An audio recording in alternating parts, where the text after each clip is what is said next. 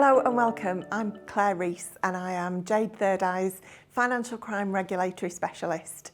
I'm joined today by Stacey Blackwell, who is Head of Financial Crime at Skipton Building Society, and we are going to chat about a couple of brilliant financial crime case studies where Skipton have used Jade Third Eye to foil the criminals. So thank you for joining us today, Stacey. Thanks for having me, Claire. So let's dive straight in. I understand that Skipton have recently uncovered a money laundering ring with the help of Jade Third Eye. How did that unfold? So we got information from one of our industry partners sharing intelligence about a potential fraud ring that they'd seen. We then needed to have a look in our systems to look at our customers' database, the transactions that we were seeing, the accounts we were seeing being opened, and see if any of those matched the markers that this industry intelligence was sharing.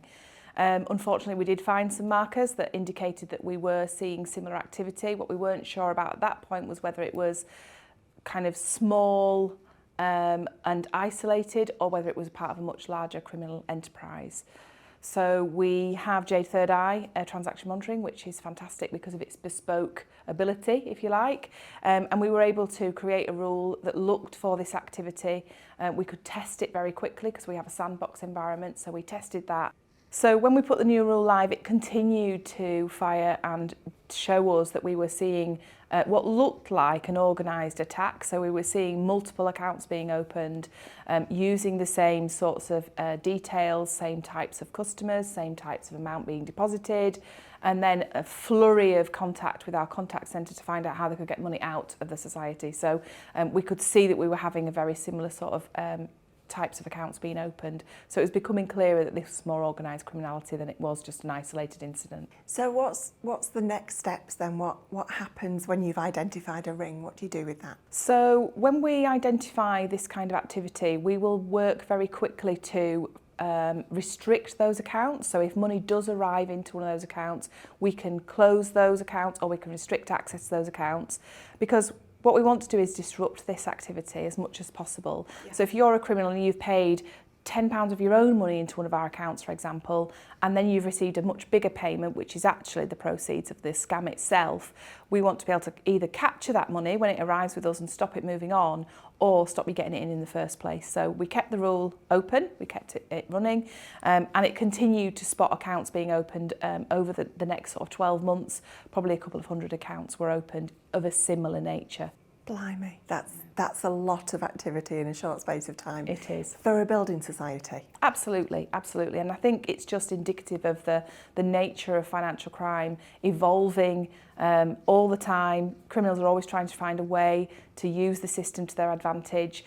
If you commit a crime such as fraud or a scam, you have to then clean that money. So somehow you have to get it into the system, you have to move it around a lot so it's really unclear where it came from, who owns it, and then you can start utilising it once it's been fully integrated into the system. So every step of the way, we could either be involved in the initial scam, receiving the funds from that, we could be involved in the later stages of the layering of those proceeds, yeah, or we could end up with the final stage where the money is pulled together in a pool and it's the integration into one of our accounts looking like legitimate savings. So we've got to be really alert to what part of the money laundering chain are we potentially involved in. We do have zero tolerance for facilitating money laundering as an organisation, so we want to be all over it. So it's great to have that flexibility and speed with which you can implement a new rule such as this. It's great to hear how Jade Third Eye is being used in anger, yeah, to help disrupt financial crime.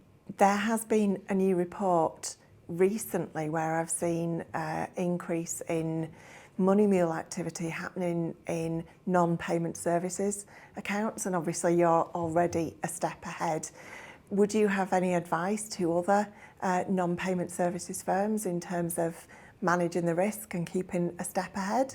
Yeah, I think what I would say to them is don't think that you're immune to these kinds of accounts being opened with your organisation. Just because you might have nominated accounts that have to be set up in order for money to be moved out of your account, that is not stopping these criminals. They are fully aware of what that looks like. And if you think about it from their perspective, doing this makes the layering process look even more convincing because they're moving it to their own name after it's moved through you. So it makes it even cleaner if Yeah. you were looking at it from a money laundering perspective. Of course, Yeah. low risk is never no risk. Exactly. That's a brilliant example of proactive financial crime prevention. Have you got any more examples of how you've used Jade Third Eye to help protect the society or your customers? We have. So one of the rules that we have recently alerted us to a situation where a customer had wanted to move some money. They had been contacted by who they thought was the HMRC and asked to move a significant amount of money to pay a bill. Now, it's an interesting one, this one, and not one we see very often. So this is what we call authorised push payment scams. So the industry will know what that is. I don't need to give you a 101 on it. But it's rare for us to see it because actually we have nominated accounts, so customers have to move money to an account in their own name. And as I said in my previous example, the criminals are wise to that. They kind of know that that might need to happen if they are going to target a Skipton customer. So they're not averse to waiting until that second step can happen and the money's gone into a current account. They're also not averse to opening an account in the customer's name if they can get enough information to pass KYC checks. So the phishing email talking about HMRC had drawn the customer in, given them some confidence that they were actually dealing with the HMRC. Information was shared. It's one of the nastiest types of scams, really, because the victim is persuaded to move the money themselves. So the scammer doesn't access the account with no authority. The scammer persuades the customer to move the money and the customer is thinking it's completely legitimate. So and that's devastating for customers to feel as if they've been duped. Yeah, in 100%. That way. It's really awful. That the feeling, I think, from anybody who's been the victim of a fraud, whether it's this kind of fraud or any kind of fraud, is that they can no longer trust themselves to make good decisions financially. How could they have fallen for this? But it really is a crime like any other. We don't talk about victims falling for it. They are subject to and targeted by this type of scam. It was really important that we looked at our rules, checked whether we had something that would pick up this activity. Clearly it did in this case. We could then look at them and refine them even further to look at this particular MO to see if there's anything else that we could add to that rule that would have helped us more. In this particular case, we restricted the funds on the account as soon as we spotted this unusual activity, and we then contacted the customer to let them know, we think something's not quite right here. We've restricted your account for your own safety at this stage until we can have a conversation with you to explore exactly what's happening. And we were able to tell the customer, this is actually a scam and we don't want you to send this money. We've restricted your account so it won't go, and the customer's money was ultimately saved in this case. That's a fantastic outcome for the customer in this case.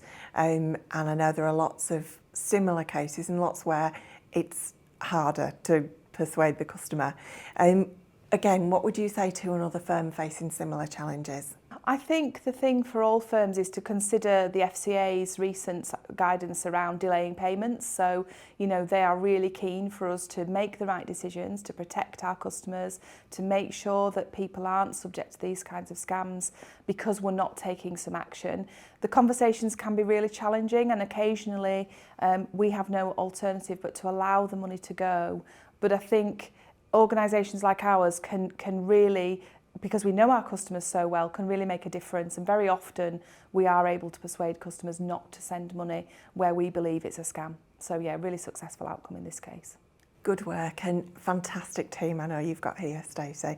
Thank you for talking to us today. Thanks very much for having me. Jade is a proud member of the Skipton Group, and we work with institutions in the UK, Australia and New Zealand and help them to prevent financial crime using our transaction monitoring, customer screening and case management system. If you'd like to learn more about how Jade Third Eye can help protect your organisation from financial crime, then check us out on LinkedIn, have a look at our website at jadethirdeye.com or reach out to one of our team directly. Thanks for joining us today.